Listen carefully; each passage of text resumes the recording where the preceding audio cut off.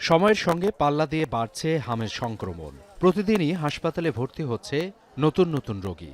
এমন পরিস্থিতিতে বাড়ানো হয়েছে টিকাদান।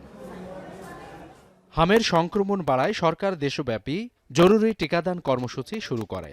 প্রথম পর্যায়ে দেশের উচ্চ ঝুঁকিপূর্ণ ৩০টি উপজেলায় টিকা দেয়া হয়। এবার বরিশাল ও ময়মনসিংহে শুরু হলো। বরিশাল নগরীর মল্লিকা কিন্ডারগার্টেনে কর্মসূচির উদ্বোধন করেন বরিশাল সিটি কর্পোরেশনের প্রশাসক বিলকিস আক্তার জাহান শিরিন। পরে শিশুদের টিকা দেয়া হয়। পর্যায়ক্রমে নগরীর ৪২,২১০ শিশুকে হামের টিকা দেয়া হবে। অভিভাবকদের বিশেষ করে তাদের সন্তানদেরকে এই টিকাদান কর্মসূচিতে সবসময় সচেতন থেকে তাদেরকে টিকা দেওয়ার জন্য আমরা আহ্বান জানাবো।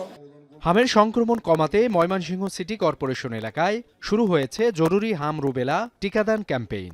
সকালে নগর ভবনের সামনে ৩৩টি ওয়ার্ডে ক্যাম্পেইনের উদ্বোধন করেন সিটি কর্পোরেশনের প্রশাসক রুকুনুজ্জামান রোকন। ৭০টি টিকাদান কেন্দ্রে প্রায় ৬০,০০০ শিশুকে দেয়া হবে টিকা। চলবে ১২ মে পর্যন্ত।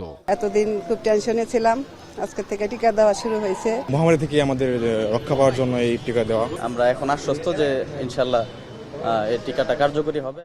চলতি বছরের মার্চ থেকে এখন পর্যন্ত ময়মনসিংহ সিটি কর্পোরেশন এলাকায় হামে আক্রান্ত হয়েছে ১৪ শিশু। রোববার সকাল ১০টা পর্যন্ত গত ২৪ ঘণ্টায় ময়মনসিংহ মেডিকেল কলেজ হাসপাতালে মারা যায় ২ শিশু। নতুন ভর্তি হয়েছে আরও ২৬ জন। ময়মনসিংহ মেডিকেল কলেজ হাসপাতাল অনেক জায়গার রোগীরা আসেন। আমাদের ময়মনসিংহ সিটির ভিতরে ১৪ জন হাম আক্রান্ত রোগী ছিল।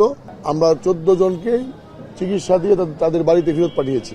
এদিকে রাজশাহী মেডিকেল কলেজ হাসপাতালে নতুন করে ভর্তি হয়েছে আরও ১৫ জন। হাসপাতালের মুখপাত্র জানান, বর্তমানে ৩টি ওয়ার্ডে ১৫৬ জন শিশু হামের উপসর্গ নিয়ে ভর্তি আছে। সুস্থ হয়ে বাড়ি ফিরেছে ১৩ জন।